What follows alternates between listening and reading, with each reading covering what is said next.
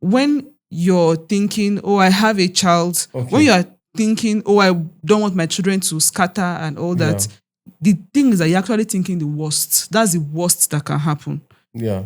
It's still possible to think the best, that I've trained these children well. They will not now come because I give them what I want to give to them, that they will scatter. Do you know Let me just say my thoughts. We're saying the same thing because I agree with my you. Thoughts. So we are not training children that would grow up and then scatter. No. Yeah. We are training children that would work together. Even if they were not siblings, they will still work together because they are Christians. And we're teaching them the right foundation, which is unity, respect for one another and all that. Those are the values. So values. And Christian those values should count. But it should not, for me, I feel it shouldn't just rest on culture. The reason why we have culture and then we go and we study is to have additional knowledge that can strengthen what we're doing. But that knowledge is still culture. I'm not... Yeah, even the Bible is a culture, is a way of life. Okay. But I'm not against the culture that you are mentioning. I'm not against it. Because what I am saying is that, for example, you now can decide, oh, when I do everything, I want to put on culture. But that's not what I've said though. If you're saying that you will strengthen it with... I said with a blend of both. Yes. And I now also gave a reason why I think that we should have a blend. See, let me just go like through like what is just going through my head. Right. So I'm not trying to oppose what you're saying. I'm just trying to give you my own side. Because when you look at it, these are two people that are coming together to work to make these resources available that you want to pass on. Which is, you are working, you are bringing in resources, you are investing into business for the property. I'm working. Yes. I'm bringing in money, and I'm also, two of us are now investing it into what we want to do. So you have a culture, I have a culture. You are also a Christian, I'm also a Christian. Okay. So we would look for a middle ground. And when you look at it as, culture, do you, for me now, I'm thinking about it, like in our own situation, we have a first child. Our first child is a girl. Yeah. Our first son is the second born. So why should the second born automatically oversee the property ahead of his senior sister? If his senior sister is more intelligent in business and in management more than the second son, why will, because you are from Ugwa, right? Because you are from this tradition. You're from Ugwa too now. I'm from River State, but I'm from where you're from, yes. No problem. So why should you automatically, with your level of knowledge, you have 2 masters. You're thinking of doing a PhD. By the grace of God. And you have done different things abroad. So why should you just without thinking about it? Because we're talking about this thing for the first time. And I purposely kept it for us to be able to talk about it so that we can talk. Because most times when I bring up topic like this, you say you want to think about it and it can stay for years and we have not yet discussed it. So that's the reason why I would like us to talk about it. So why should the first thing coming up on your mind be that the son will take it?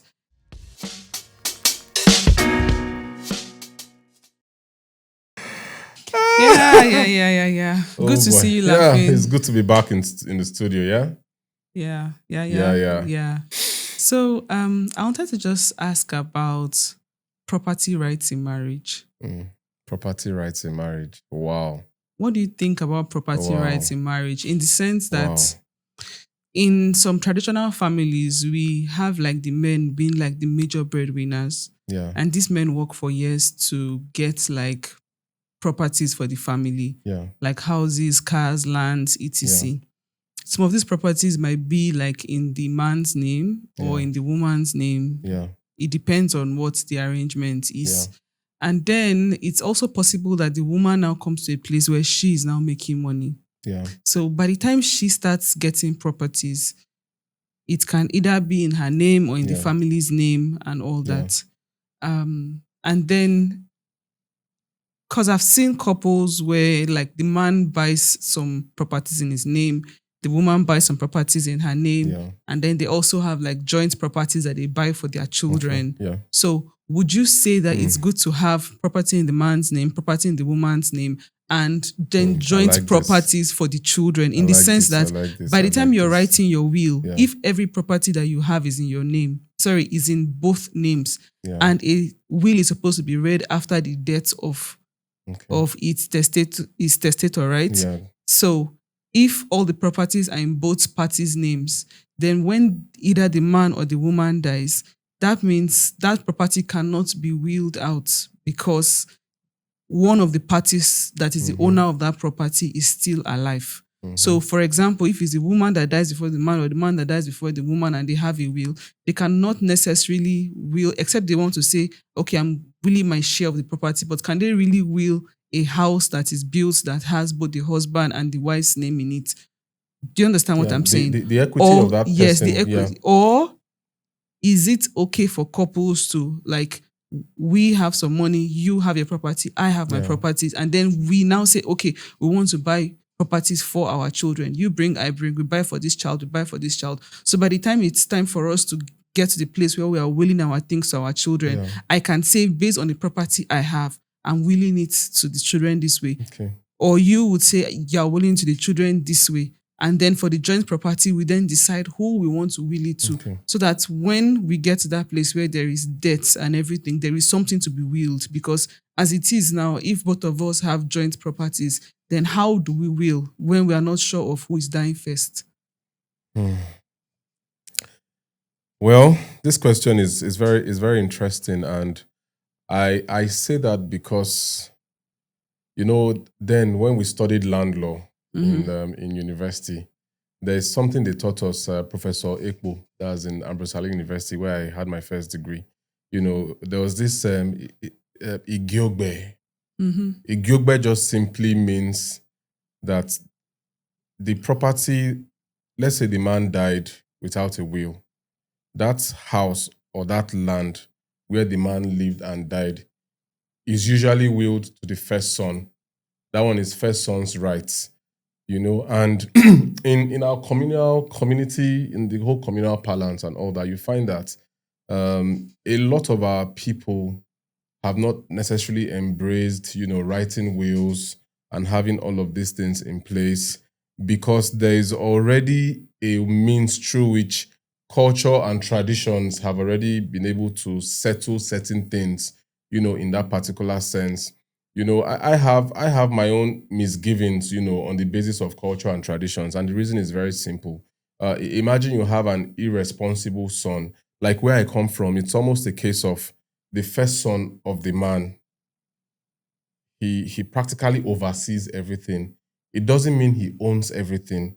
He oversees everything. But if you have an overseer that lacks vision, that lacks that foresight to ensure that, that family has a long-term game plan, in terms of having to expand on all of those things that this first son was able to receive, if that process is not properly managed, you find out that before you know it, one person, because everything is in his care, he can fritter everything away, he can squander everything, and at the end of the day, where there are a lot of siblings, that could cause a lot of issues. If it's even a polygamous marriage, it's even a whole lot worse, because everybody is thinking, okay, what can I pick out from? What can I get from what's going on? But one thing that God has been able to help me to do personally in my life is I'm not, as a first son, I'm not, and I say this with all sense of humility and duty, I've never sat down one day to come and start saying, I'm thinking, this is going to, because you don't even know who is going to die first. If you're a kind of person that you're thinking that I'm going to inherit my father's properties and all that, what if you die before your dad? What is now the purpose of all of those thinking? Why can't you just sit down on your own and begin to think of, okay, what can I do for myself? How can I acquire property? How can I do A, B, C, D, E? I know that even where there are wills, for example, wills kind of just make the entire process very easy, because, the dying wish of the testator, you're able to indicate, okay, I want this to go to this, I want this to go to this. Or what some people do, like one of my bosses in the past, he acquired several properties. He has about some kids. If he buys things in his children's names. He can buy a car in their name, buy a house in their name, buy shares in their name, just do all of those things so that he's not necessarily waiting till he dies before a will is read out. people, while they are alive, they already know that, okay, this estate here this is my property. This flat in Ikoyi is my property. This are like, and they're also even very much involved in the management of some of those assets already, alongside their father. He had properties maybe abroad. He says, okay, my daughter, this one, my son, this, all of those things are already known. The children are involved in the management of that thing that has their name on it. So it depends on how, families want to, deal with some of these issues. But where you come from a very local setup, not necessarily because the people that left that setup behind are even local people themselves. They might have been well-read individuals, but they still believe in that whole cultural, traditional thing. And much of the time, it just helps to solve a lot of problems if people can really say, this goes here, this goes here, this goes there. But when people want to trust culture to do culture's job, that's another thing. But the question that you're asking is, do I believe in maybe I have my property, you have your property and all that? I feel that that's like a question that couples need to sit down. We've not had that conversation before now. Much of everything that we have been doing, we've been doing it jointly.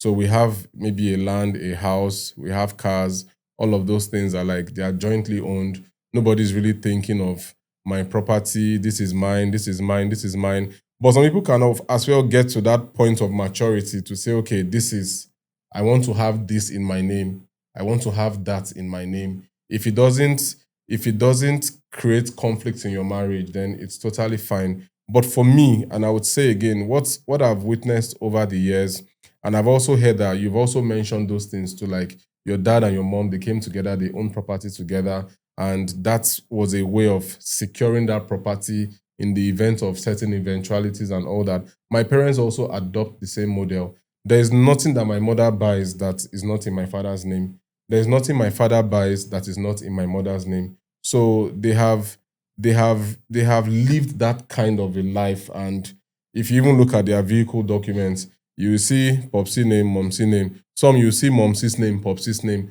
But on the documents, both their names are there. So even when my dad will say, this is your mother's car, my mother's car still comes with my father's name attached to it. Even my mother will say, this is your dad's car. My dad's car still has my mom's name attached to it. In terms of even properties and all that, they do every single thing together. So if that togetherness works for you, fine. If it doesn't work for you and your marriage can pull that off, that's also fine. There's no law that says that maybe property rights should not be independent of one another in terms of couples now. Nobody says you cannot buy something for yourself or you cannot do something in your own name. I don't think that really exists, but I feel that it's just good somehow for the purpose of maybe transparency and some other factors. But I think that question is really open to people to decide what works best for them. Thank you very much for expanding on that question and answering it the way you answered it. So, assuming that a couple decides to go through the method of having joint properties, how would they tackle wills? The truth is, I'm not an expert in wills, even though I'm a lawyer. There are certain lawyers that are like, they are like boss. They are the boss people in terms of wills. They know everything around wills, and of course, there are also judicial precedents with some of all these issues. I know that if we pick up a law report now, we'll definitely know where to find the law. But what I think personally, if one party passes, I believe that even when property is owned by two people, that just simply means that those two persons have equity in that particular property. So the equity of the person that is deceased now might be subject to a set of new rules. You understand? Somebody might say, okay, my father and my mother, they both had like 1 million shares of maybe a certain bank. Okay, now maybe Momsy dies or Popsy dies. Either ways, then somebody's like, okay, this one that is on the Momsy side or on the Popsy side, how can we get that share so that this person that is still alive can still hold their share? So I can't exactly say how that really works personally. I can't exactly say. I would have to really study a whole lot, on that to come to terms with, what the law really says. Because I'm thinking that if a will is not written, for example, if both of us now, Yeah. we're in love and we buy our properties together, and then somebody dies before the other person, since we would most likely will our things to our children and grandchildren and the rest, we now say, okay, maybe we can now agree that we are not writing a will, that we will not write a will until one person dies. Then when that person dies, the other person would now write a will with what now it depends on the age now. Yeah. The other person will now write a will, or can there be a joint will where we're saying, okay, since we are buying all the properties in our names, we would have a joint will. But a joint will cannot come into effect until the death a of will both parties. Until the death of both parties. If the will is joint, that means. But is there something like a joint will? It's a possibility. It's a very huge possibility. When properties are jointly owned, that possibility may definitely arise and may be also supported by law. But I think that maybe under that kind of a scenario, whoever is waiting to inherit anything may have to wait till both parties, have passed. And another issue also would now be the case of if you have a joint will and both parties were signing off on that will, if one person passes, the other person, can the person now change what is written? Yeah, so there are a lot of technicalities around it. And like I said, it would be nice to really know, how some of these things work. But for me personally, I would always necessarily stand, depending on what works for your family. I don't have a problem with doing things together with my wife. I don't have that issue at all. And it's really nice because I think I don't know if I should share this, but something happened. My dad kind of got ill at a certain time, and I think there was somebody who called him. It was maybe we're trying to reach out to maybe someone or somewhere and all that. And my dad was like, when they asked him around next of kin, my mom is my dad's next of kin. You understand? My dad is my mom's next of kin. It's not even a case of saying, okay, my child is my next of kin, like some people do. You understand? Like those people, they are so much in love. They've come through rain and high waters together. They know how they were able to amass everything that God had blessed them with. Necessarily not about the children. We as children, we support our parents. We do the best that we can. Of course, they first supported us. So we also have that moral obligation to do that. But when you now say that your parents they've interlocked everything, amongst themselves. Like for me, it's a beautiful model that people can look up to. Not that somebody's going to sit down somewhere and be waiting for maybe the next 20 years. I day my day. Let me see like, how do you put your life on hold, waiting for targeting the passage of your parents so that you can have access to a key to a property?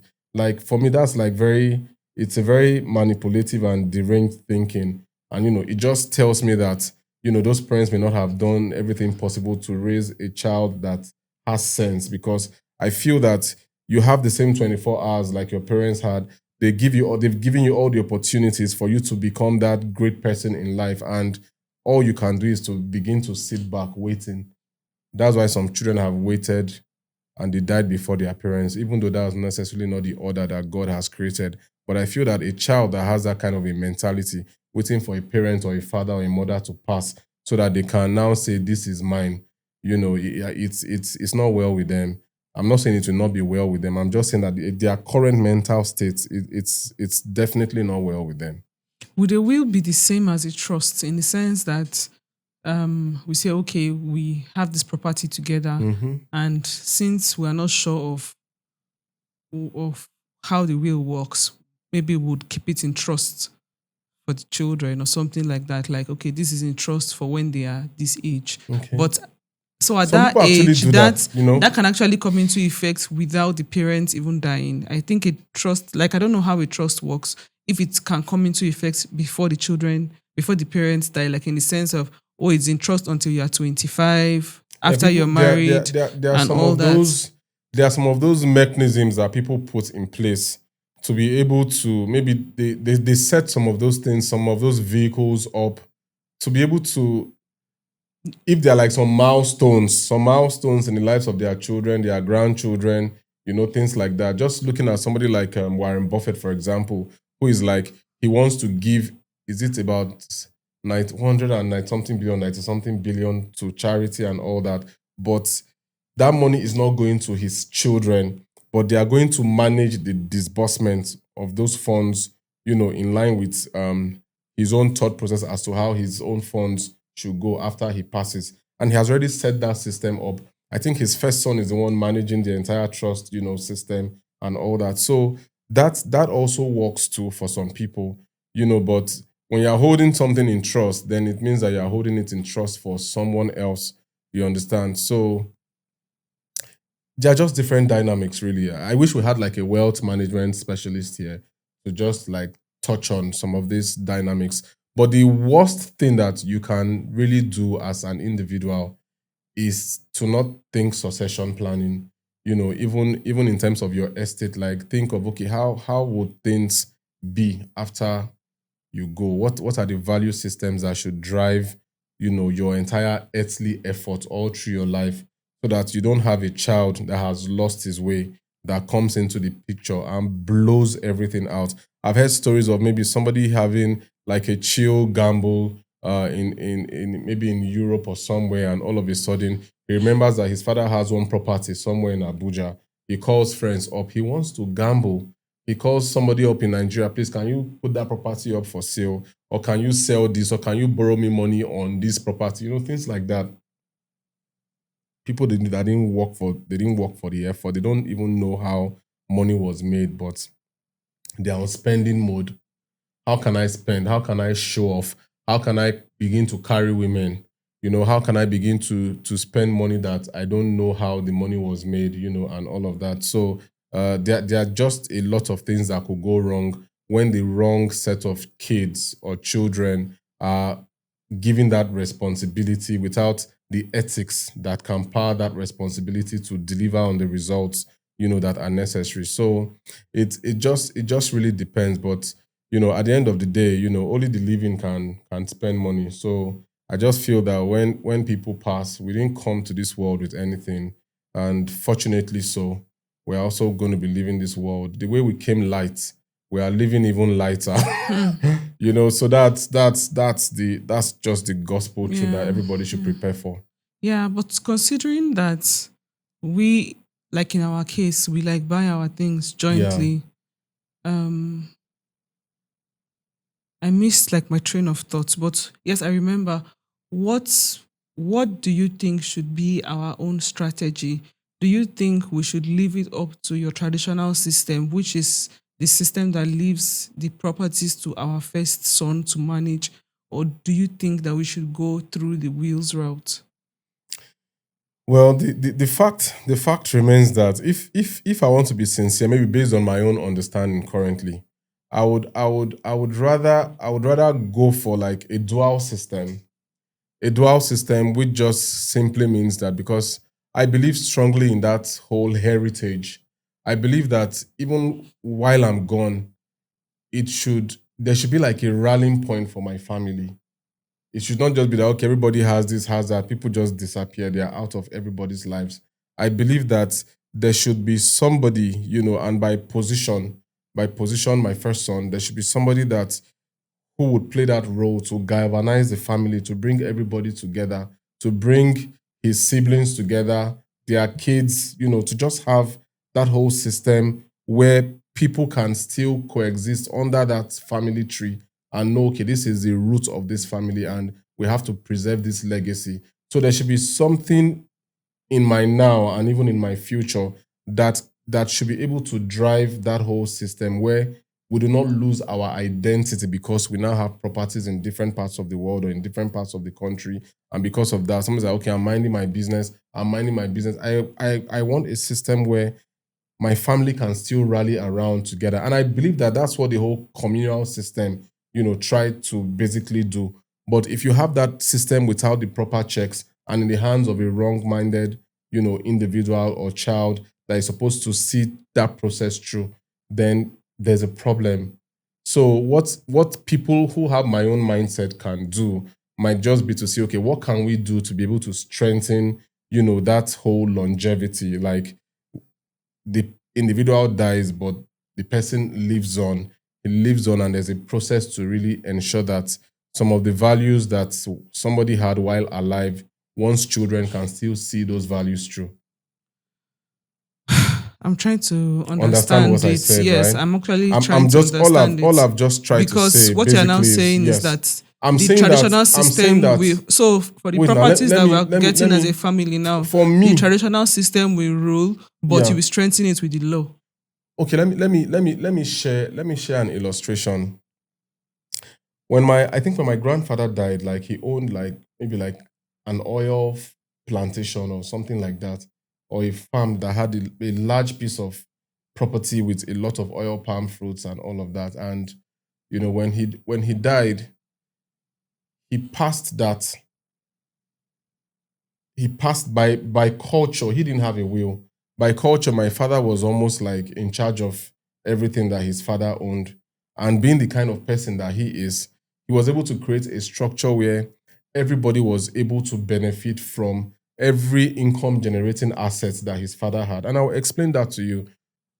For him to be able to do that, all of those things, the farms, everything, plantations, all of that, they put some of those things on rent. They are getting income on the oil palm, all of those things. He was responsible for tending to all of these things, using his own personal funds to ensure that everything was... That's the first son. Yes, my father, for example, the first son of his dad. So when they sell produce, everybody shares. Everybody shares. This person has their own part of it. This person has their part. This person has their own part. You understand? Even when his brother passed, the share of his brother went to his brother's first son of all those things. If it's tubers of yam that they were able to gather, maybe they sell it, the ones they did not sell, everybody just steal. So you just now realize that people still have a means of rallying together, keeping that whole family structure together, and not saying that, because you've willed this to this person, that person has gone, he has jackpot on his own level, the other person has gone. I still strongly believe that there has to be a family rallying point. In my opinion, there has to be a family rallying point, because sometimes you see that parents of some kids might pass. Those children will never see eyeball to eyeball ever again.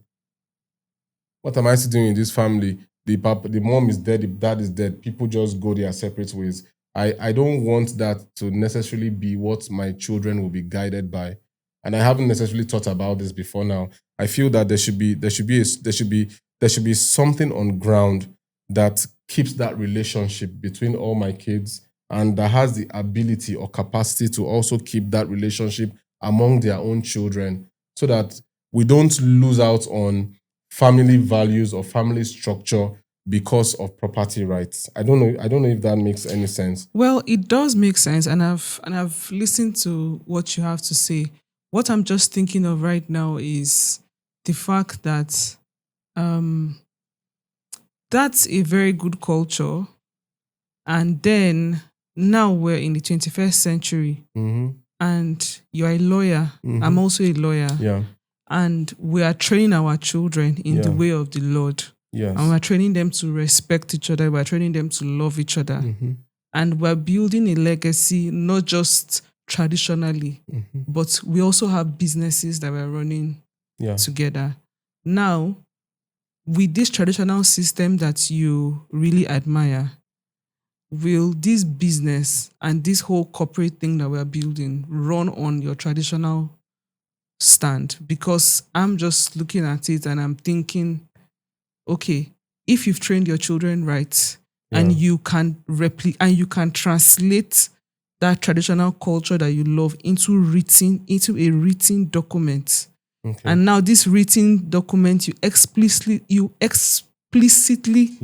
say what is for every child. In the sense that, for example, if everything is under a conglomerate or it's in a company or something, this child is managing this particular subsidiary. This child is managing this subsidiary and everything. And then everybody knows that this one handles this. And then it's not even so that's like one way. Yes. Because when you're thinking, oh, I have a child, when you are thinking, oh, I don't want my children to scatter and all that, the thing is that you're actually thinking the worst. That's the worst that can happen. Yeah. It's still possible to think the best, that I've trained these children well. They will not now come because I give them what I want to give to them, that they will scatter. Do you know let me just say my thoughts. We're saying the same thing because I agree with you. Thoughts. So we are not training children that would grow up and then scatter. No. Yeah. We are training children that would work together. Even if they were not siblings, they will still work together because they are Christians. And we're teaching them the right foundation, which is unity, respect for one another and all that. Those are the values. So values. And so those values should count. But it should not, for me, I feel it shouldn't just rest on culture. The reason why we have culture and then we go and we study is to have additional knowledge that can strengthen what we're doing. But that knowledge is still culture. I'm not... Yeah, even the Bible is a culture, is a way of life. Okay. But I'm not against the culture that you are mentioning. I'm not against it. Because what I am saying is that, for example, you now can decide, oh, when I do everything, I want to put on culture. But that's not what I've said though. If you're saying that you will strengthen it with... I said with a blend of both. Yes. And I now also gave a reason why I think that we should have a blend. See, let me just go like through like what is just going through my head. So I'm not trying to oppose what you're saying. I'm just trying to give you my own side. Because when you look at it, these are two people that are coming together to work to make these resources available that you want to pass on. Which is, you are working, you are bringing in resources, you are investing into business for the property. I'm working. Yes. I'm bringing in money. And I'm also, two of us are now investing it into what we want to do. So you have a culture, I have a culture. You are also a Christian, I'm also a Christian. Okay. So we would look for a middle ground. And when you look at it as, culture, for me now, I'm thinking about it, like in our own situation, we have a first child. Our first child is a girl. Yeah. Our first son is the second born. So why should the second born automatically oversee the property ahead of his senior sister? If his senior sister is more intelligent in business and in management more than the second son, why will, because you are from Ugwa, right? Because you are from this tradition. You are from Ugwa too now. I'm from River State, but I'm from where I'm from, yes.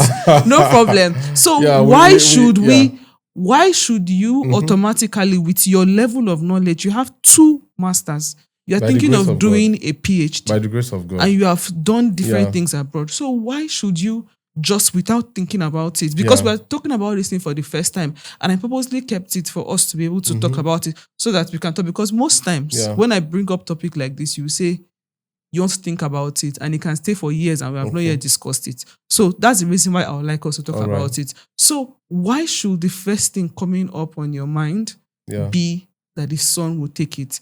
That's not what I said. You said in your culture, your first son, your dad, and all that. Let me just finish my train of thought. I don't want to forget. I don't want you to take what I said out of context. All right. What I said was that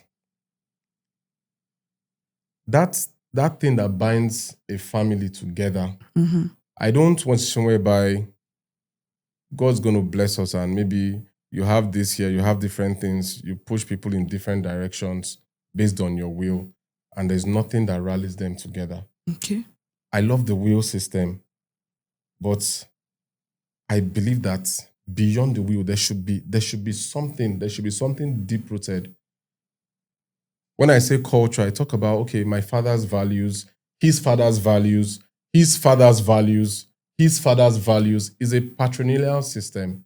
You understand? And should I wait, walk? Let me because my work is my life. My life is my time. Let me say something. I understand all of that, but let me just share something with you. You are not You are not working alone. You are working under a structure. You are married to me, right? Yes. You are under my structure. So am I working for your father's values? Listen, I didn't say you are working for my father's values.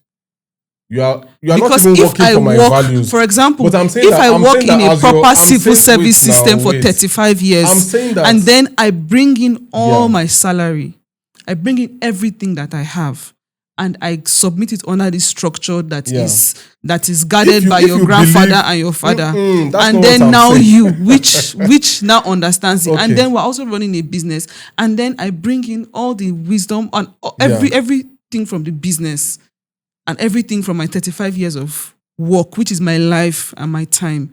And because I love you, I respect you, I hand over my 35 years of work to you. I hand over my business, everything that I've made to you. And then you now decide that based on your headship, which is according to the Bible and is right, that you would take my life's work, which is now our family's work, and put it on a cultural system, which is not bad. What is different from what I've mentioned that David did that Solomon inherited? Can you explain? I'm just saying what is different. David had daughters, right? Did he make his daughter a king? Was his daughter a king after David? My daughter can be a king. She can be a president. My daughter can be whoever she wants to be. And if my daughter has the managerial capabilities to lead her family as the firstborn, does it have to go to a man? Those things can be done by a will system. That's what I'm trying to tell you. Thank God. That's what I'm trying to tell you. I thank God. See, you're not getting me, Okay, Juliana. sorry. I believe in the dual system. I've said that like 5 times. I believe in the dual system. But I also believe that there should be a rallying point in every family. Who is the rallying point? How do you choose the rallying point? I didn't set the cultural norms and rules down. Even from biblical times. Even when you look at the Godhead system, God the Father, God the Son, God the Holy Spirit. Some people think that maybe God the Father is like Baba or God the Son, Baba, then God the Holy Spirit, Ba. May God not strike us. No, but some people have that mindset that, man, when they say God the Father, like, man, everybody should be shaking. When they say God the Son, people can be doing peace out. Then when they say God the Holy Spirit, you now do thumbs up. Some people have that mindset, but it's the Godhead. It's a system. It's a God kind of system. That system now is not subject to our emotions. We cannot now say that God the Holy Spirit, but even though we believe in the Trinity, right? But let me even ask you, how do you see the Godhead? How do you address the Godhead? I don't really. Right now, the only thing on my mind now is why is it our second son that we manage instead of our daughter that is the firstborn? That just was on my mind. I'm not even thinking of God the Father, God the Son, God the Holy Spirit. Management of assets now. We are rallying points. We are talking about different things. Rallying points, right? See, Juliana, let's be realistic. You've married into my family, right? Yes. You are now one with me. Yes, I am. We are not two, except maybe you are thinking that we are two different. We are not two. No, but because part of what you are sharing, it almost looks like we are two. Because when my daughter gets married, she has to now rally. She condenses herself into her husband. Okay. Somehow, and they work with one vision. Okay. She cannot now be pushing.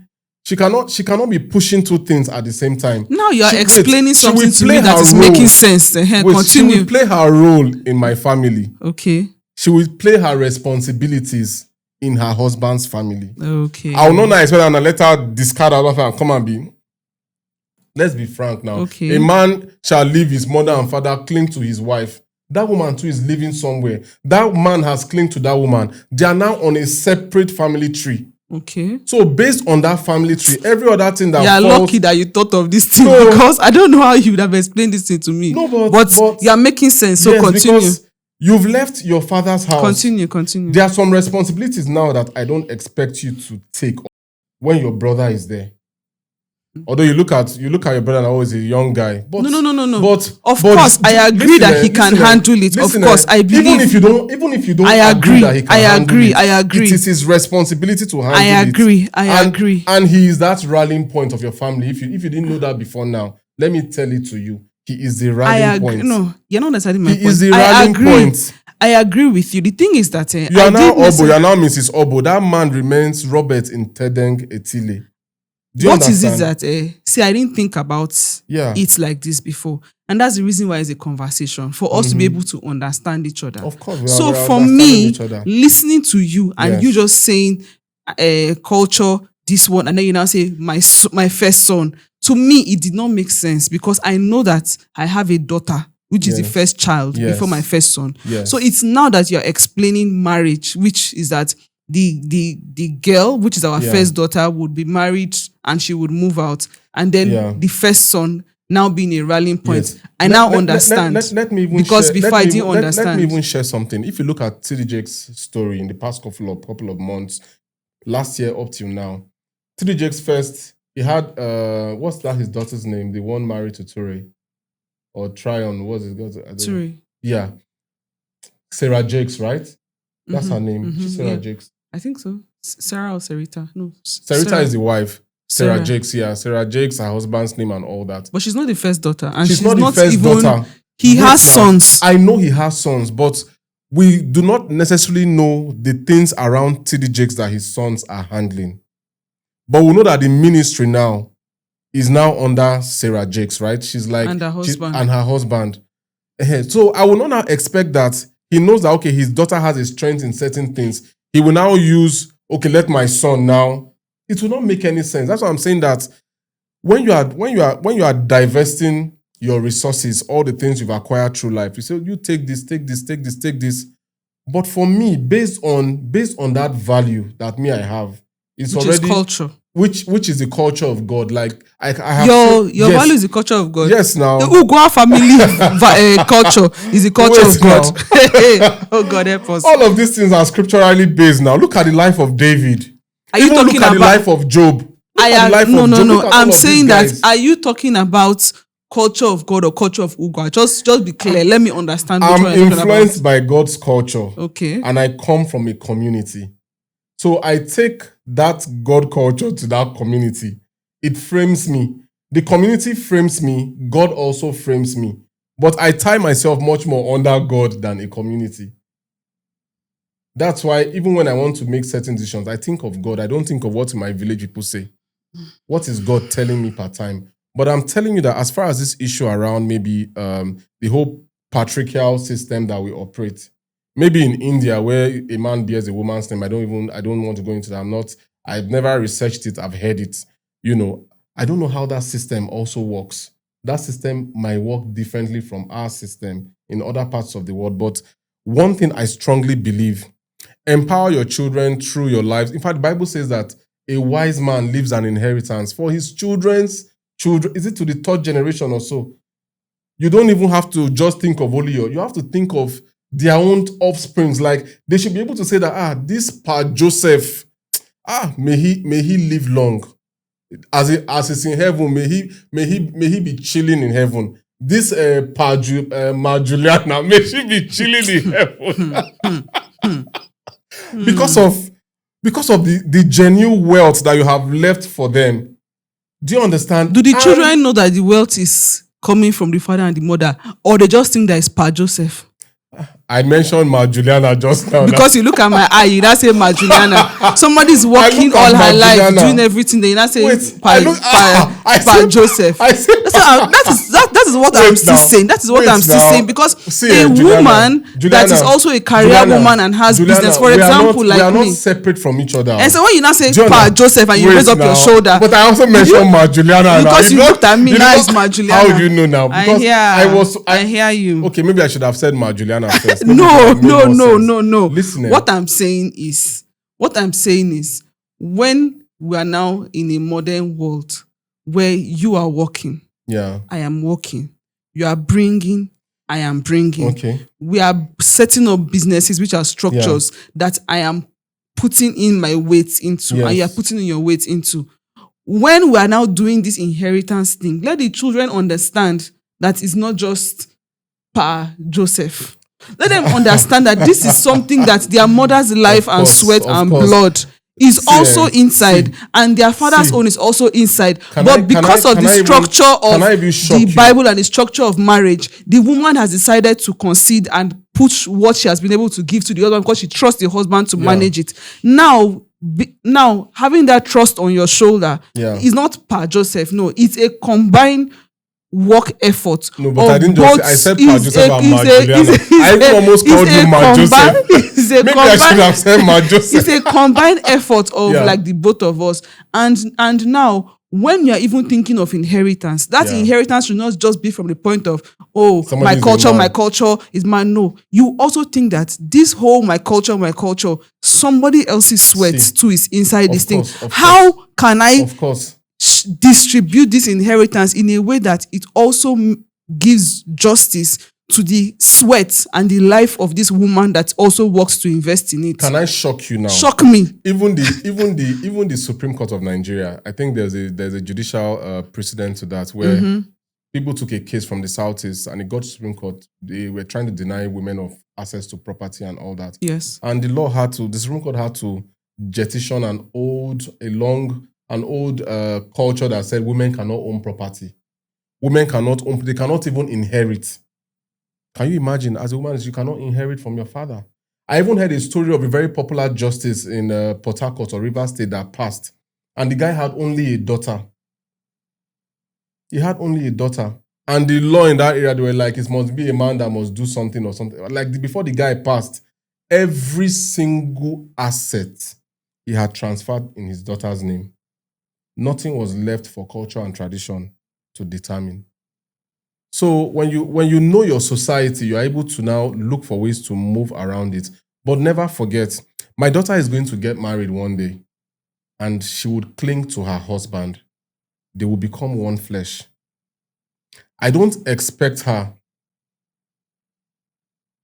you might not believe this, but I don't expect her to now leave that assignment that God has given her and now come back. What if her ministry?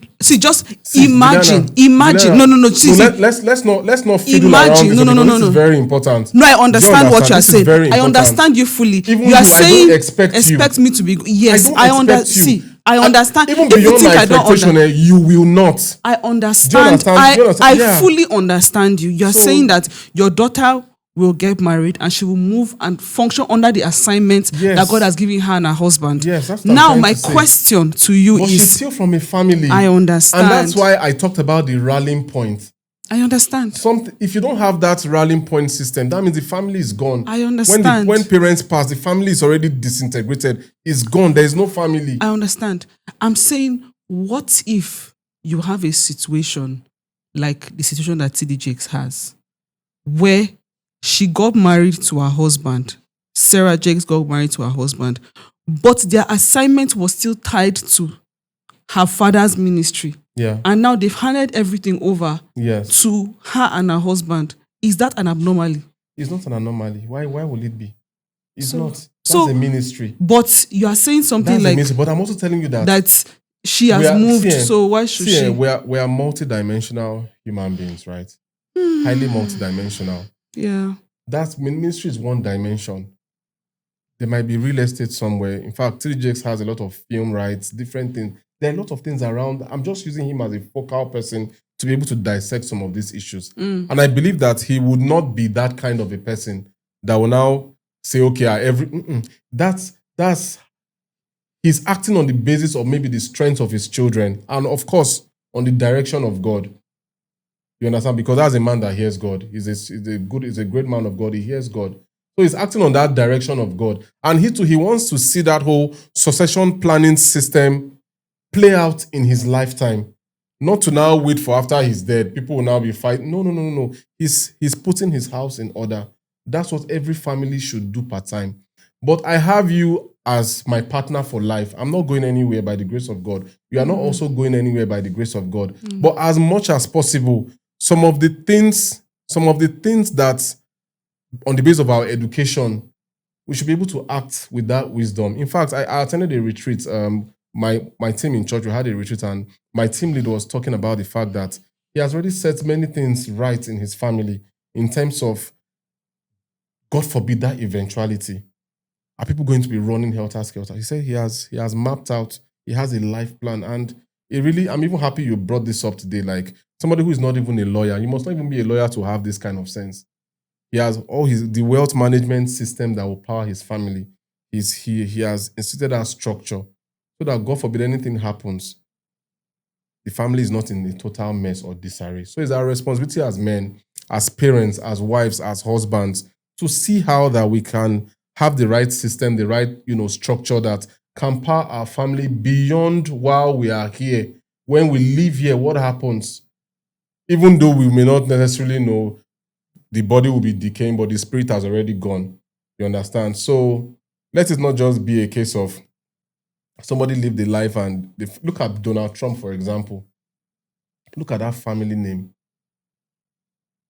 Of course, they were immigrants to America. Donald Trump, from an immigrant family, German roots or thereabout, and the father built something so good. Trump had an elder brother. If you didn't know, he had an elder brother who was like a drunk or something, and maybe the guy actually passed out of alcoholism. That's why sometimes you hear Donald Trump say things like he would never touch alcohol. Alcohol would never touch his mouth. But even before that guy passed, the father already spotted that Trump had maybe more of the managerial system to be able to run the family business. And when he spotted that trait, he began to raise him in that light to be able to do some of those things. And here we are now, we have Donald Trump. But based on the culture cap that you have on, my culture cap is premised on biblical principles. I understand. I'm not just wearing a cap that does not have any foundation. I understand. Based on this cultural cap, which is premised on biblical principles. If looking at the 3 children that you have, if your first son is not even interested in this management thing that you're talking about, I'm not talking and your second I'm talking of a rallying point. So that's what I'm saying. That means it's possible for the first son to be the rallying point and the second son to be the person to manage everything. Is that still possible? They are possible. Because I really need to understand, because me too, my sweat and my life is into this thing. So I don't just want to work on my life and somebody say culture and now your sweat and your life share something that I don't understand. You have your individuality. Mm-hmm. And it will be nice for me to understand this thing, because sincerely, like, we as parents, we work a lot. We work a lot. We give up a lot. Yeah. Yesterday night, what time did I sleep? Around 4. I slept almost 4. Yeah. So I cannot be putting in my life. Yeah. To ensure that things are good for the family, things are good for the children, and that I put my own percentage or my own quota to ensure that the future of our children, as you are putting your own, is also there. Then I don't have any say. Did anybody say no. I'm just saying. Then I don't have any say in this. Just like, oh no, our culture. I don't have any say. No, it's like you don't like that word culture. Is like, is a trigger for you. No, it's not that culture is a trigger, but I feel like when it comes to 2 people putting in their life and their sweat into ensuring that the family is going well and the children are going well, they should be able to have that conversation together. Do you know that? On how do we want this thing to be? Do you understand? Yes. Not as if it's because some other couples, as we are living our lives now, we are already crafting it. We are crafting a culture. I understand. We are crafting a culture. I understand. Our children are going to look back at this culture and they will say, the culture of my family. I understand. Because even my son will tell me that they'll say I love my wife more than I love them. That everything, my wife. See, that has already put inside him a microchip to understand that a wife is an integral and important part of a man's life. Yes. She's somebody of a co-equal status, even though the man is the head and is the leader. But she's somebody of a co-equal status that brings her own unique kind of value. And I acknowledge that value daily in the presence of my children. So that's a culture. They are going to run with that for their future. I understand. I don't even say of my son that the way I treat you and all that, I see those guys that, I cannot treat any lady less.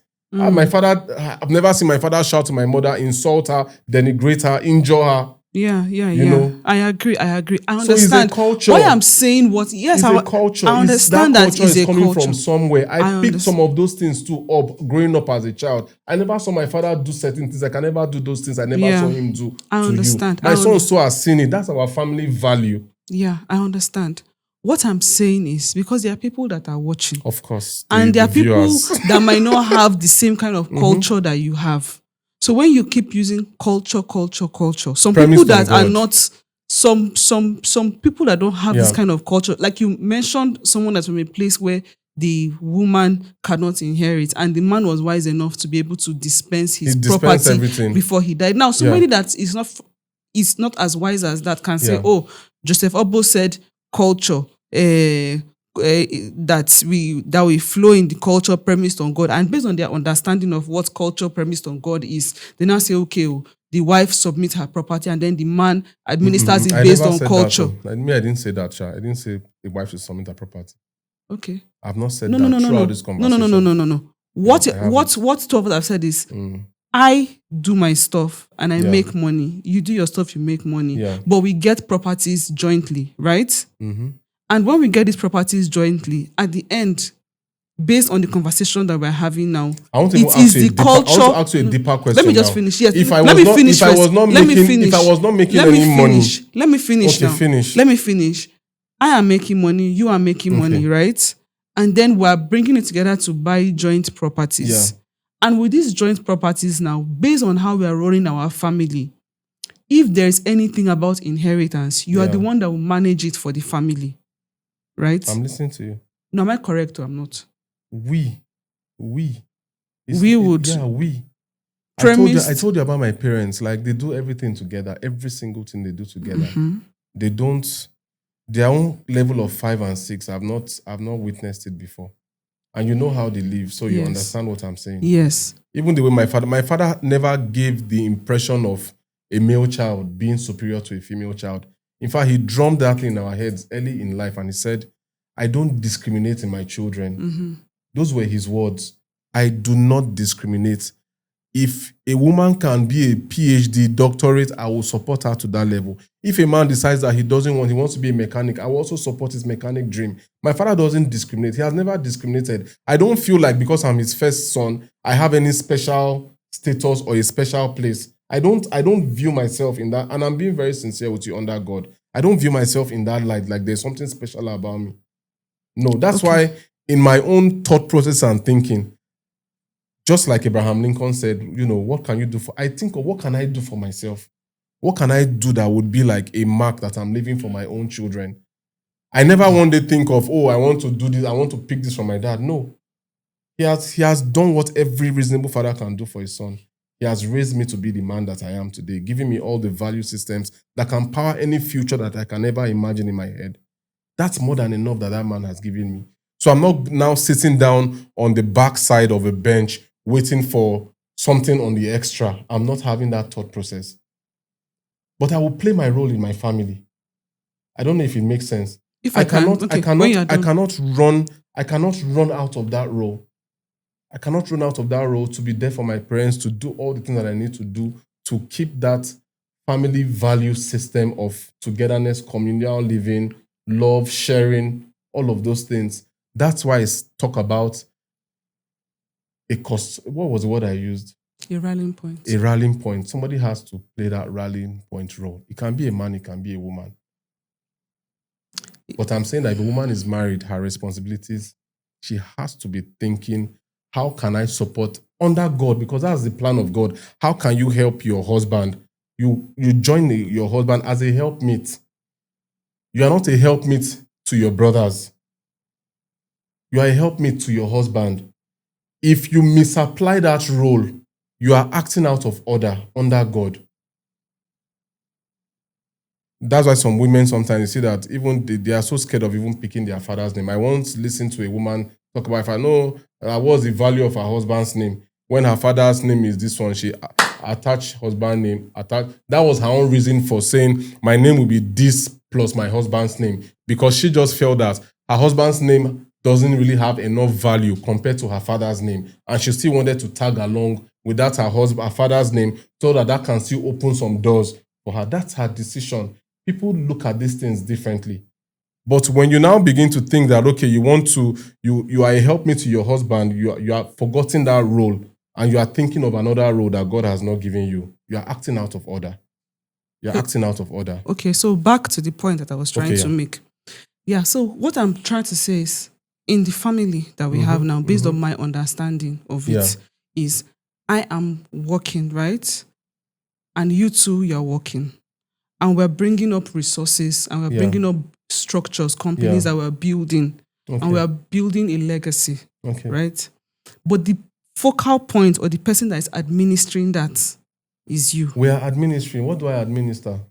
Be sincere. Okay, are you saying that at the end of our days, is the two of us administering it? And is it two of us that will decide on the will, or you as the head of the family? Juliana, there's nothing I've ever done in this world, in this life, that we've never talked through. So will it be when maybe I'm no longer eating meat, I'm only eating fish? Is that the time that somebody will now say, now be doing Jagaban? No, these are my Jagaban era. These are my Jagaban days. I'm living my Jagaban life now. I'm living my best life now. What I cannot do at 80, I'm doing it now. Because I know I have to do it now, because I can't do it at 80, I can't do it at 90, by the grace of God. So when I'm in my 40s, 30s, 40s, I've spent all my 30s with you. I've donated my 30s to you. I'm donating my 40s to you. By the grace of God, I'll still donate till God gives us enough life. Is it at 90? I'll now come and say, what am I jagabanning at 90? Okay. At 90, I'm like a don. I just sit there and watch my kids. They play around. They have a good time. Yeah. And I understand. Even if I don't use walking stick, maybe I cannot be playing football at 90. I can't be a goalkeeper at 90. I understand your point. Because we're talking to an audience. So I'm trying to just get like the point and say, okay, these are the points. We do things together. We'll always do things together. Even before we had this studio session, we're talking about things that we can do together. Yeah. I'm not the general that does not look back at his infantrymen to check their viewpoints. I'm not a dictator. We've not run our family as a dictatorial platform where, the law has come. We don't even do law in our house, even though we are both lawyers. So we listen to each other. We collaborate more. We can only digest all of these thoughts from a viewpoint of collaboration. Thank you. So now that you have finished exegeting your spokesmanship, okay, now I am going back to what I'm talking about. Okay, I hear you. I know that you are very determined, but I hear you. Which is now for the people that have similar structures like we have, in the sense that they are not necessarily getting their properties differently. Yeah. For example, like that structure I mentioned, where you get yours, I get mine, and then we have some that are joint, right? Which I know that some couples do. For example, like some couples that came to visit us, they have. So now, if that model works for them, and they are also Christians working on the parameters of the Word of God and the culture that works for them. That model is as a result. It's also, there are a lot of things that affect family models. Yeah. I don't know what affected that model, but that model works for them. And it's as I said, that when you are facing out of your Jagaban, you begin to see life differently. Yeah. So my point is, so now that we are running this kind of model, for couples that might be running this kind of model that we are running, which is a collaborative style. Now that's collaboration. Some people will run that collaboration to build the wealth. Yeah. But when it comes to dispensing the wealth, the collaboration is no longer there. Okay. That is what I'm trying to talk about. Okay. That when couples are using the collaborative templates, just use it to the end of time. That's the easiest way to leave it. Yes, when you use that collaborative template, where somebody's life, assuming it's a civil servant, 35 years is in that collaboration investment, and your own investment is in that collaboration. Yeah. The least that people can do is to endure with that collaborative lifestyle up to a point of inheritance distribution, meaning that you and me should be able to sit down and say, okay, this is the model I want to run. I want to run the cultural, Christian, legal mixed, intertwined this thing, and this is how I want it to run. Okay, let this person be the rallying point, which I don't know if that rallying point is a financial rallying point or a social rallying point. For example, I will explain something like for your family system now, every Sunday, most times, people come together. People have a social rallying point. So that rallying point you're talking about, is it a financial, business, strategic rallying point that first child must do, or is a social rallying point? Yeah. It can be anything. We don't know the future. Yeah. So I'm happy. We can't write the future now. But when the time comes, we'll see where the future is headed. That's good. Thank you. So these are just the points I'm bringing. And I'm happy that we have been very candid as possible. Things that people listen to these things, they listen to the short forms of these things, and they give an opinion, which is not bad entirely because they are saying what they've seen.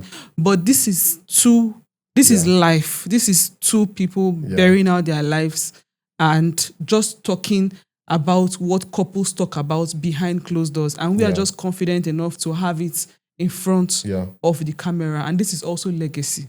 So all we talking about this thing is also good that we're talking about it, because people will know that this is how people share. And that's the reason why I'm talking the way I'm talking. I'm not trying to make things difficult for you, but I'm just trying to bear out my mind and the different questions that come up in my mind. And I don't think it's a bad thing, and I don't think it's a sin, but I think I should be able to speak like that. People can have such candid conversations with their spouse. You'll be shocked that some people are married even 35 years. They've never had this kind of conversations in 30 years. All right. Nobody talks about these things. People just wing at life. Don't wing at life. Like, be intentional.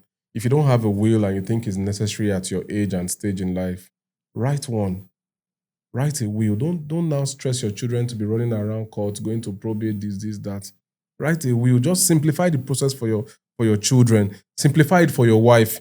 If there are certain things that you even have, maybe just in your name, and you want to give that gift to your wife, or as a wife, something that you want to give to your husband, indicate it. It's so simple.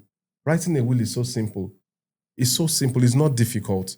And I think that maybe we might really treat this beyond this podcast to see, even if there's like a will template, there's a template that we can share to people, if they can click a link and download or something simple like that. So that we don't use lawyers to complicate a lot of There was cases, an important question that you wanted to ask me. I don't think it's necessary. I remember the question. Please ask me. I think it's important. What was the question? You wanted to ask me I was trying to say, because you were a bit, you were very, when I saw your movement, and I understand you enough to know that your intentions are very pure. There's a lot of purity in your intentions. So I don't look at some of the things that you say here and now maybe go and start feeling bad later. No, because I know that your intentions are genuine. I was just trying to say that, for example, a woman out there might be thinking that I'm making all the money in this family, I'm doing all of this, I'm the breadwinner. I give 80, my husband gives 20. Why will he now be the one that will now say this is what goes here or goes here or goes that? So I was now asking, and the question may not necessarily be for you, but you can attempt to answer it. But I was now trying to ask that, what if you have a situation whereby it appears that the man has not necessarily given up to even 20% in terms of financial equity towards the general equity of that family? Should that dispossess him of that right of leadership to be able to still chart a course for his family? Not forgetting that sometimes money is not everything that people bring to a home. Some people bring other values that are beyond finances, or are beyond real estate, are beyond investment. They bring other things to really keep that family sane. Do we now discountenance that, or do we underplay that because it now looks like if you put money somewhere, you know that our money has come into this place? Okay, if I might try to attempt your question. For example, let's assume that someone like Tara Durotoye, and in that company, that is necessarily, and that company, she's managing it as a business, because I know that she has handed over the company now to a manager that is now overseeing that company. Let's assume that her husband is also a shareholder in that company, but she's the one that has been powering that company from the beginning. Yeah. And even the handover, she's the one handing over. Or even let's look at Alakija, Mrs. Alakija, or we can also look at the other lady that is also yes, Mrs. Awoshika. Now, these people are women that are running businesses, and these businesses have shareholders. Yeah. They have people that are under their businesses. So, will you say that a woman that has run her business like that, probably out of this thing, she's like, okay, yes, I have this business, I have this, and I have several shareholders, not just in Nigeria, in different countries, which I'm answerable to. Mm-hmm. Maybe my husband has some shares in it, like 2%, 5%, etc. in it. Will she now say that she has to, at the point of willing her stuff, how would that willing stuff happen? That's like a company. That's a company, right? That's like a company. I know that different roles, like we are lawyers, different roles apply. In fact, I'm even in the midst of having to draft an agreement for a client where the major bone of contention between the shareholders basically is that, or the directors, one person feels that if one partner dies, that the company should have the first right to buy up that person's stake. And I'm like, no, you can't buy up the stake. That person has dependents, he has family members. Those people, it should divest to those people. If those people now want to sell that stake, fine. Not that you now have the first right to grab it. As what? As what are you grabbing it as? When that person has invested his life and there are people that are banking on him to be able to earn through his own efforts so that their own lives can be better. So these are conversations So now let us assume that she's like these women have called now. Yeah. Let's assume that they're the majority shareholders and it's in their names, right? And then they have other people as shareholders, including their husband, which is maybe a minority shareholder in the company. Now she is now old and she's this thing. Will she now, because she's married to the man and under the biblical and cultural and everything, will she now hand over, for example, now that oil company, she will now hand it over to her husband to share it? Or how would it happen? Is already, How would that happen? Like, do you know how I know that these issues, these sharing issues. The reason I'm asking this question is because you work with companies. If you were to advise, let's say Alakija now, what would be your advice? It will still be what she would be able to determine what is in her own best interest. Her best, like when you're talking about child rights now, what is in the child's best interest? What is in that Alakija's best interest? What is in that Awoshika's best interest? She would know her best interest. If she's somebody that is family-centric, for example, and believes that, okay, she needs to still submit that to her husband, fine. If she doesn't believe she needs to submit that to her husband, she wants to make that decision for herself, fine. If her husband is fine with it, fine. If he's not fine with it, fine. I don't know if you understand what I'm trying to say. Yeah.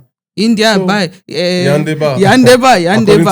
Calm down. I'm just like the way these things work, like nothing is really written in stone at the end of the day. We just why I brought up this example. Why I brought up this example is that there are some things that you can easily say.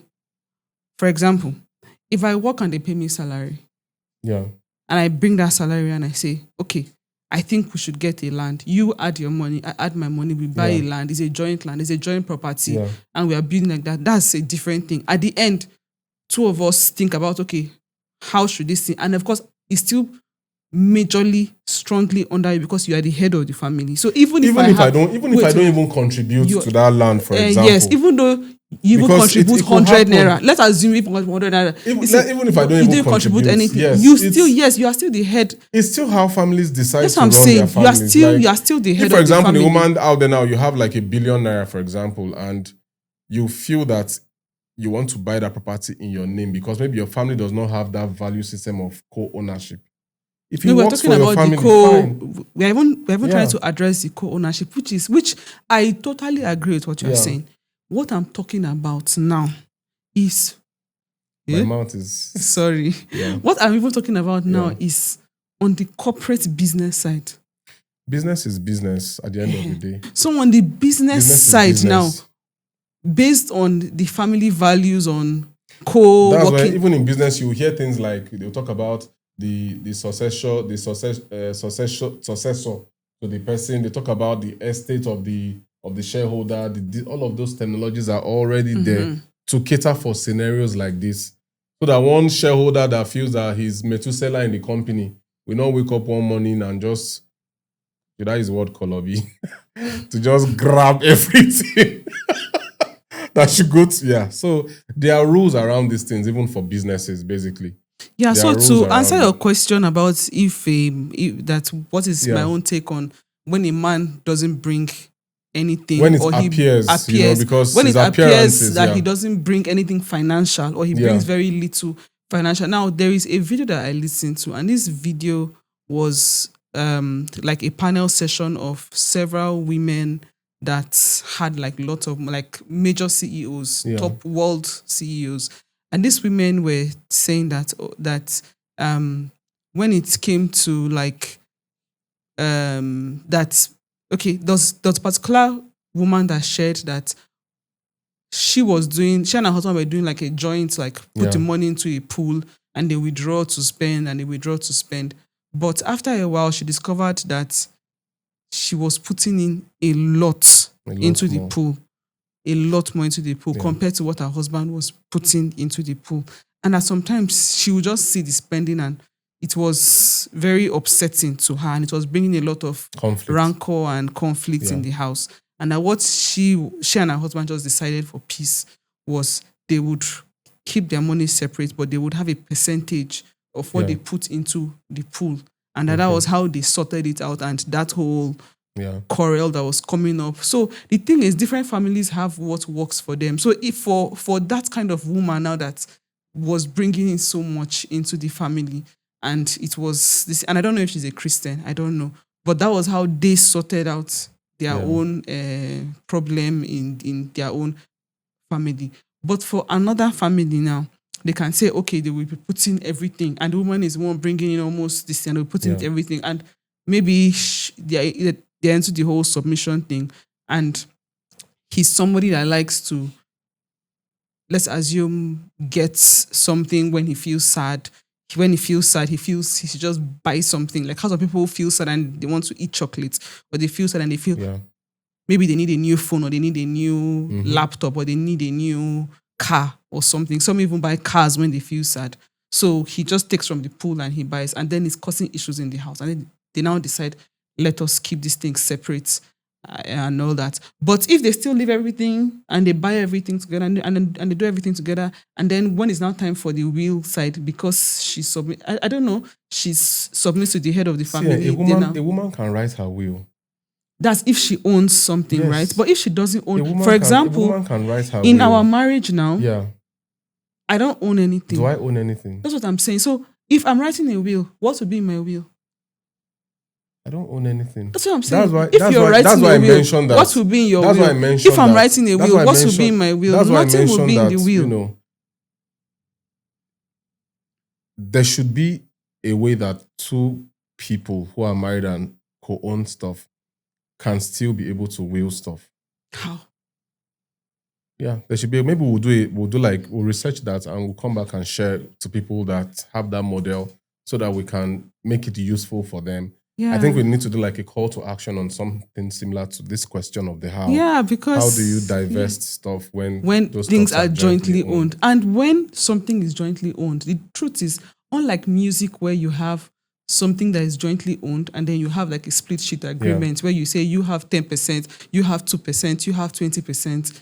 In marriage, when everybody is putting in their efforts into making the family work to do, there is no split sheet agreement. Because in music now, there's like a split sheet agreement where when this whole succession planning thing, even though that music is co-owned, because the split sheet has the percentage, I don't need to even tell you that I'm willing my stuff to anybody, because it's just my percentage that is being willed off. It does not concern you, even though it's a joint, it's a single song, but it has a split sheet.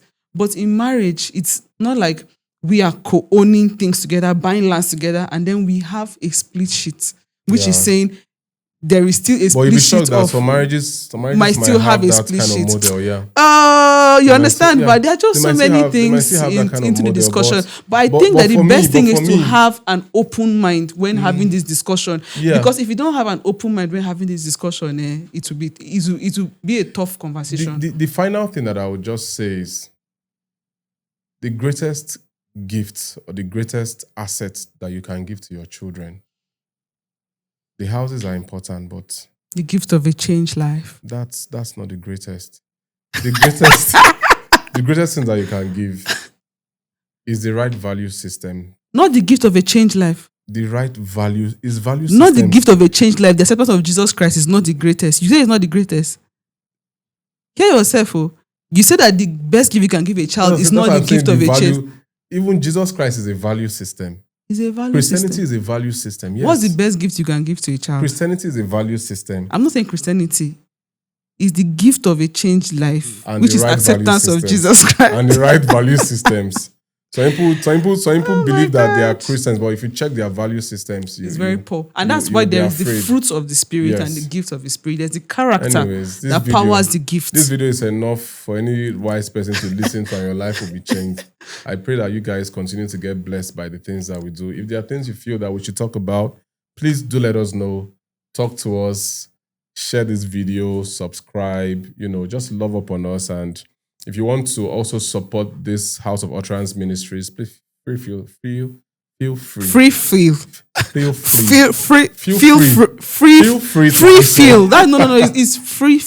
Yeah, free feel to do so.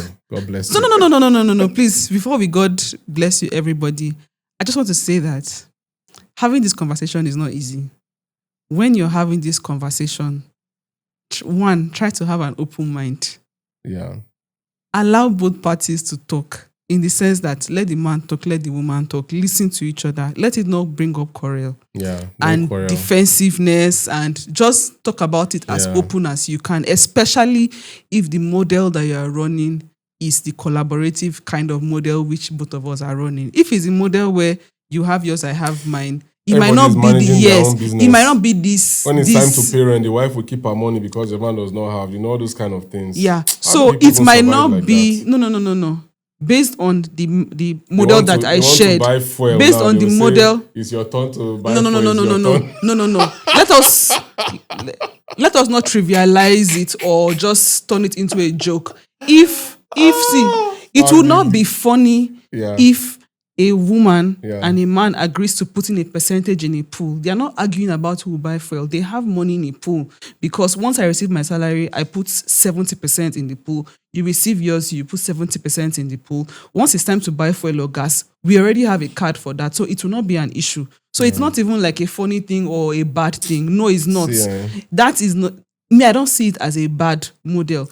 A model that has a pool, that is not also a bad model. It's not. A lot of crazy things happen in life, I tell you. A lot of crazy things happen in life.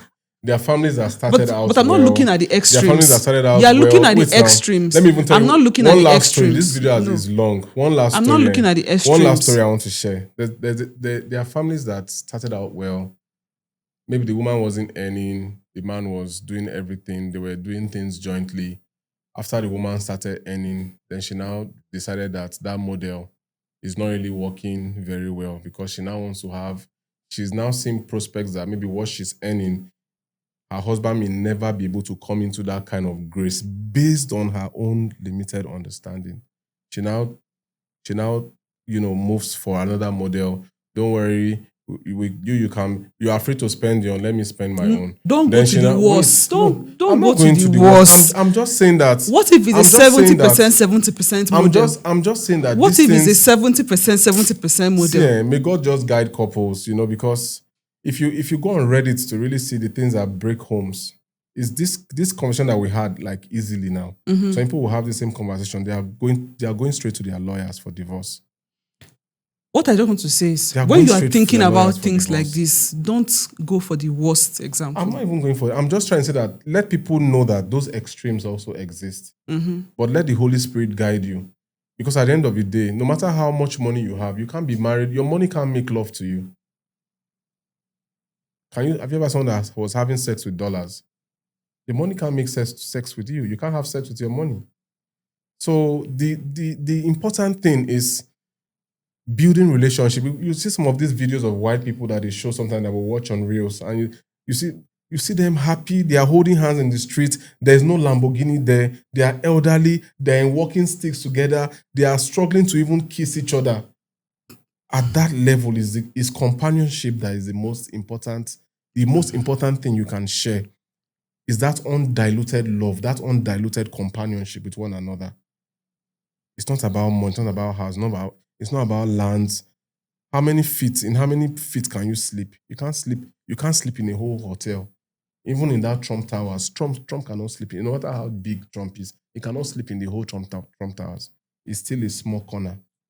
So let's live life with that perspective that these things that money can buy, they are not the real deal at the end of the day. So that you are guided. Don't think that now, okay, because you think you are a man now, you have more money than your wife, you now think that God is not about to bless your wife in the next 10 years. Or because you're a woman, your husband has done every other thing. He supported you to become who you are. You have now come into like a place of rest. You are now thinking that now your money is more than his money or something. And at the end of the day, you are losing track of the values that are really important. Companionship. As a married person, like, it's priceless. This companionship that people share, we are gisting, we are talking, like, is priceless. Some people don't mind dropping a house to get it. They don't mind dropping a private jet to get companionship. Some face drugs, they face pornography, they face alcoholism, they face flirtatiousness. Or what are they looking for?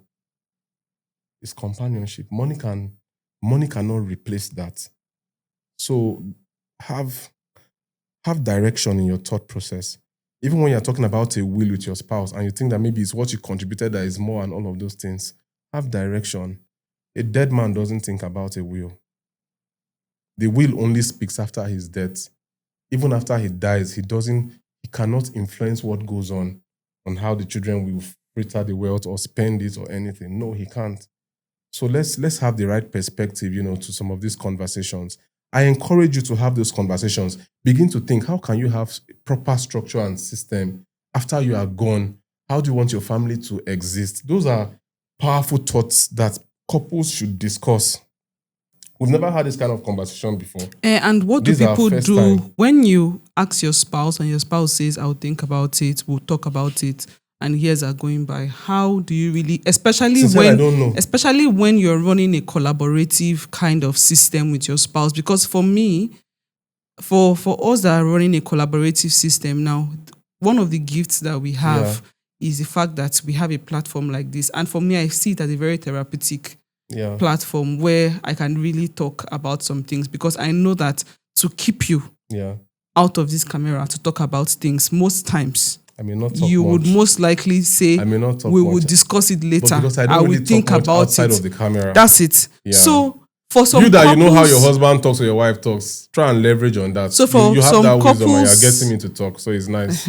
So some couples that might not have a way to, they have to be able to, like, I don't know, but you just need to get a way, especially if you're running a collaborative style, you really need to get a way to have that conversation with your spouse to know, okay, since we are collaborating to make this money together, we're collaborating to buy these properties together, how do we want to pass this on as a family and have that conversation? I think it's really good, and I pray that our children will act. I pray that our this is the longest podcast ever. Amen. And I pray that our children 2 hours podcast. And I pray, allow me to finish. And I pray that the children that we give birth to will be children that will value what we give to them and will value the sweat that was put into what is being handed over to them.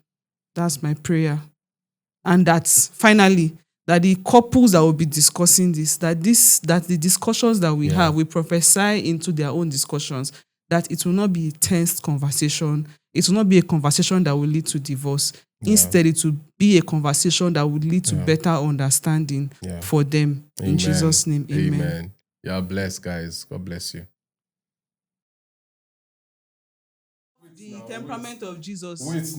Yeah, they say pride leads to a fall. That I'm not talking about the pride. fight I'm proud not talking people. about the pride that leads to a fall. Okay, so what I'm pride are you talking about? the pride that keeps responsibility, in my opinion, where it lies. I want to be responsible for my family. I want to just be that person that supports my family to grow, supports my wife, support my children. So when I'm making my plans, I don't want to be 60 or 65, and I'm not saying, okay, how much is my wife bringing? How much is my wife's money? And I'll help her to be calculating what she wants to will out or not. I cannot use my active life or active days on this earth to be having those kind of thought processes. I believe strongly that a woman should be able to determine what she wants to use her money to do. If it's her money. It's not her money. It's our money, Abi. It's not her money. It's our money. But I am saying that, for example, now, if somebody like that woman now, no. I've even had clients tell me things like, why should I make my husband a director? First, because of the mic. No. Why should I make my husband a director of my company? Just no see. He's a man that's supposed to make me. Why should I make him a director or a shareholder? He's a man that's supposed to add me as a director or shareholder. For somebody that is at that height, that has billions, maybe billions of even dollars. What is even Alakija doing now? She's into ministry now. That's what I am She's saying. giving back. That's what I'm even saying. all these guys, all these rich guys, the men that built America, all the Rockefellers, Dale Carnegie, Carnegie and all that, all of those guys, they made money at the end of their life. They gave it all away. They gave it. They didn't even wait to write a will to start giving things away. Saying like they gave it all away. In the Christian culture now, which is our culture. That's a Christian culture. Giving it all away is a culture. Saying, it's a good which culture. Is our own culture now. Yeah. So where like a woman, because I am not a man. Yeah. So I can never be talking from a man's perspective. Do you want to have a separate will? I'm asking you now.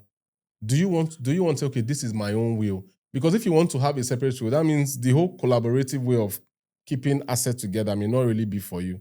See, if long term your desire is to say, this is what Juliana or Wajimam has worked for herself for the next 40 years. This is what I've accomplished. I want to direct it in this manner without the influence or the contribution of your husband. Like, is it something that you really cherish? Like to say, to sit down on that golden bed and say, I'm giving it all away. See, do you prefer I am giving it all away or we are giving it all away? If it is we are giving it all away. Now. Let me answer you now. Okay. If it is we are giving it all away as a we, it's okay. But if it's as per Joe, Obo, that's me, I work 35 years. Let us assume that my working time before retirement and just do something. No, listen, no. We are young, Shad. That's why we can talk like this. We are young. If no, hear me now. I'm hearing you. As in, we have like an opportunity to say this thing. Yeah. If we are doing it as we, which is you work, I work, we bring everything together. At the end, we sit down in that love. We say, this is what we want to do. We want to give to our children. We want to give to charity. We want to do this. I like it. But if it's you work, then bring it. Then me, Pa, Joseph, Obo, as the head of this family, I will decide how this will be willed. Then you now sit down. According to the culture and practices of the Ugwa people, the properties we have now are 20 or 100 or 1,000, and we have 1 billion and this. Now, as the head of the family, everything that we have now, you take this. Then me, I don't be saying, he said. Yeah. I don't know. That's not even the wife I married. No, I will not. I don't like I know that. I know that the wife I married loves that. You love a certain flair. You want to control disbursement. You've always no. It's true, and it's okay. Oh, it's okay. It's okay. I will not be misrepresented in the name of Jesus. No, but it's not wrong now. What are you talking about? It's not wrong, but Juliana. I love disbursement. What does that mean? Do you love disbursement? Yes or no? Do you like disbursing? I know you very well. You love disbursement. So what does that mean? In that same spirit that you love disbursement, You don't want it to ever be said that the things that we did collaboratively, you will not have a say in the disbursement because you love disbursement. I think that's what this whole conversation has been about to a very large extent. But be rest assured, it's not an issue. To shock you the most. Shock me. What I'm most interested or concerned about is that legacy of family to live on. I'm not before God. Before I cannot swear, but before God. But you've already touched your mouth. You've already pointed up. You cannot swear, but you have done like this. You have done like this. No. I cannot swear. I'm telling you, I cannot swear. What I'm majorly concerned about, if you know how much I love family, sincerely, as in, it's one of my Achilles heel. I want to ask you a question. It's one of my. Do you Achilles think I heel. love family? You love family. You love family and you love disbursement. There's nothing wrong in that, Juliana. But for me, I can see disbursement. I can see it. I'm telling you. Sincerely. As an Ugwa man. I can see it. As an Ugwa man. You'll be shocked that many people that still fall back to their own locality, local customs and traditions, they don't care about disbursement. Because I don't necessarily even think that culture was necessarily not, those local cultures, I don't think it was necessarily created to foster a culture of disbursement. It was created in the mindset that there will be a responsible individual at the center of that whole process that will be able to keep that family closely knitted together. But over the years, people have messed up. They've messed up that whole system. People now, we all grew up from communal, in my parents' communal societies and all that. When people had, they shared. When people had, they shared. They gave with ease. They didn't necessarily have to read the Bible to know that giving was a good virtue or value. Yeah. So with people from that background, it wasn't about the disbursement. It was about the fact that there should be one person that can oversee this thing. But the overseer now became like an authoritarian ruler that kept everything for himself. At the end of the day, the purpose of that culture and tradition, it was defeated at the end of the day. So that's why there's a whole lot of mess in that whole system. Somebody passes, leaves like a lot of farmland. You now see brothers fighting brothers. That was not the purpose. That was not the purpose. Because as Africans, as Nigerians, as people from a root, giving is part of the communal system. Somebody will not have a barn of yams. A neighbor will come and ask you, say, no, I don't have. Yeah.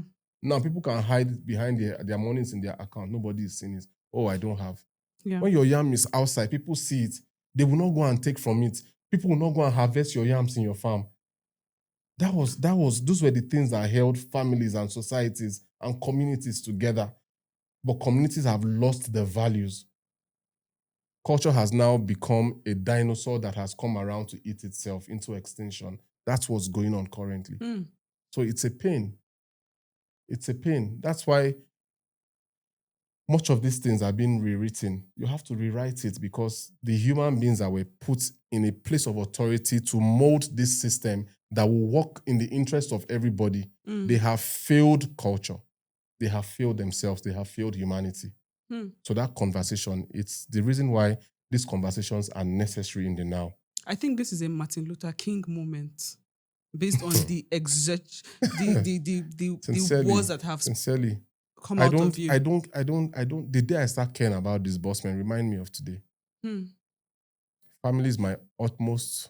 It's my utmost. It's my glory moment to say that my family is moving and relating in love. That's my glory moment. Yeah. It's not the house, the cars. No, it's not. If God bless me like Dangote with refinery, it will not even be the refinery. When I see Dangote and his daughter, sometimes I see them. I'm like, this is so beautiful. Like, I'm sure she's not seeing her father as a cash out point. She's relishing the moments with him in love. When I looked at this guy, Access Bank, and at least a little background I read about the family, it's a family that at least the nuclear one, entrenched in love, so much love, so much love. Before the money came, love. After the money came, love. When the money goes, love. Like those are the things that really matter, because on somebody's deathbed, your dollars is not going to make your dollars cannot clap for you. Mm. Even if you rent a crowd to clap, they will be mocking you behind you. Mm. So that's why I still go back to, what are the value systems, What's the greatest gift I can give to my son? Sincerely, I've given that guy what he will never recover from. I've taught him how to love a woman and respect a woman. And he's learning. He has learned that if I don't give that guy money in my lifetime, I've given him everything that he can succeed at. And I'm talking of my kids, I'm talking of my children. They've seen us model a life that is necessarily not affluent. We are not rich people. We are rich in Christ, yes. We don't have all the millions, hundreds of millions of dollars. We don't have that. But the little that we have, that we show them, they are studying together, studying the word, praying every day, praying an hour every day, studying the Bible, reading the Bible, showing love to one another, watching us share our love moments. That's you cannot buy that with money. Mm.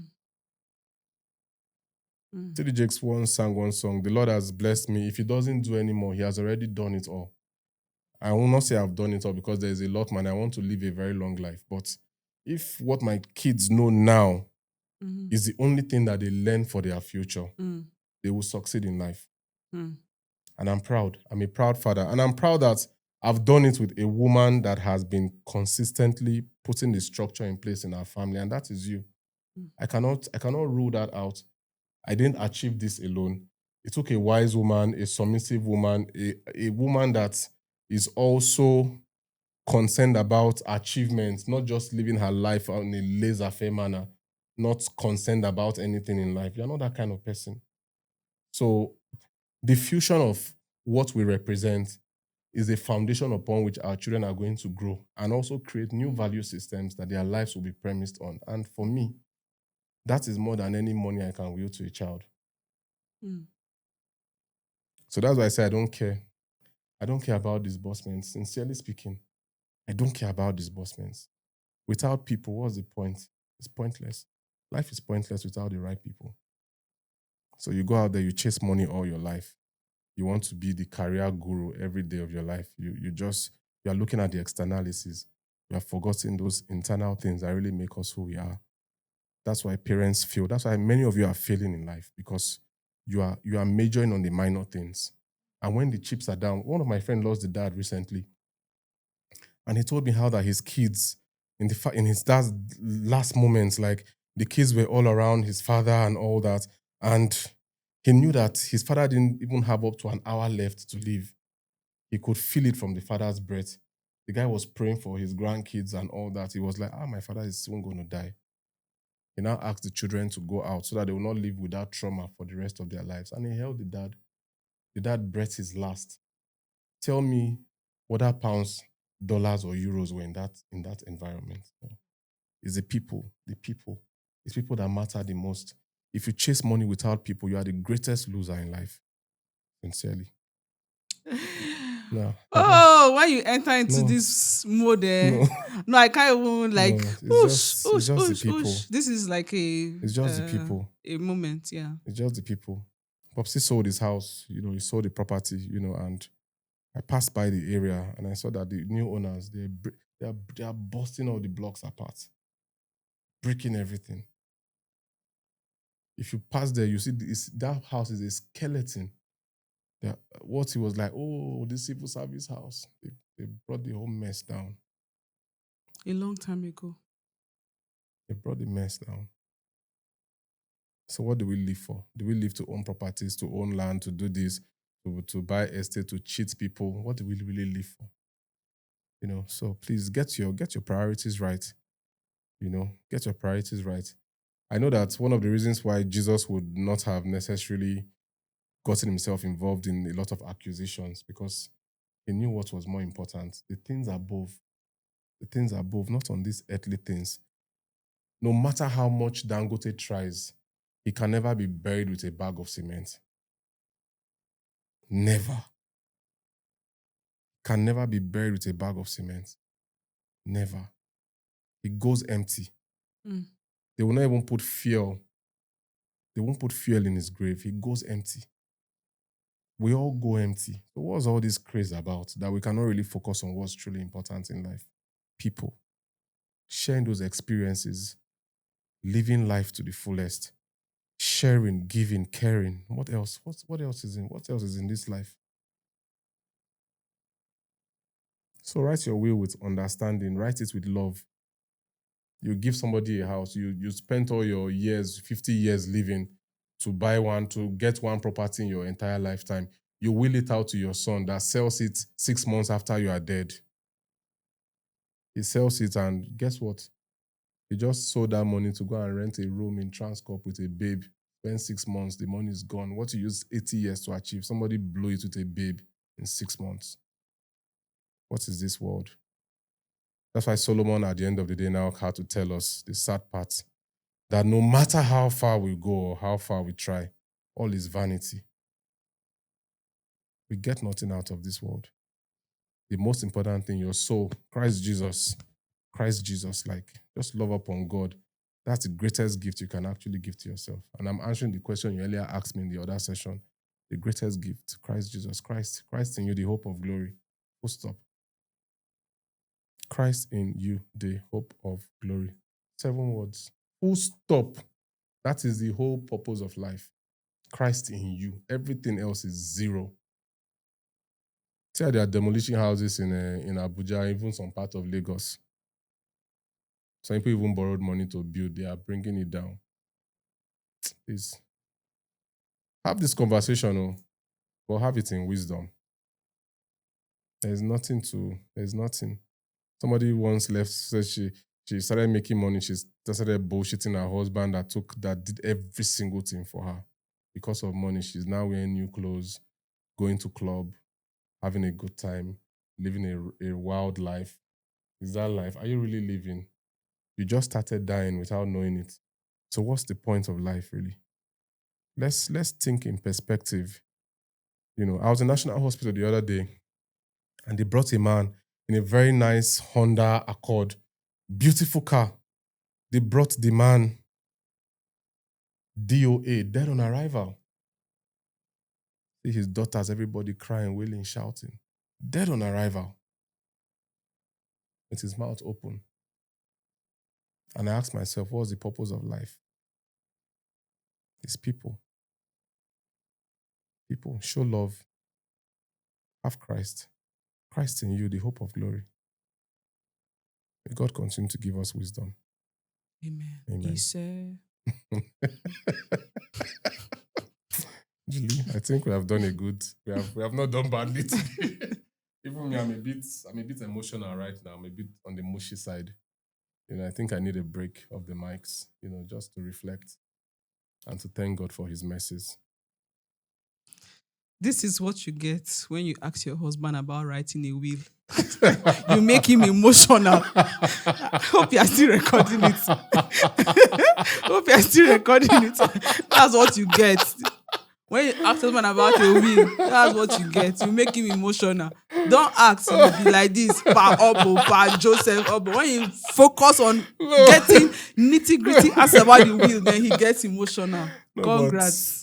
Christ in me, the hope of glory. That's all that matters to me. And if asking your husband about will brings him to salvation, because now he just came into, he's also good. Christ in me, the hope of glory. Well done. Yeah. Thank you, everyone. God bless you guys. Bye. God bless you.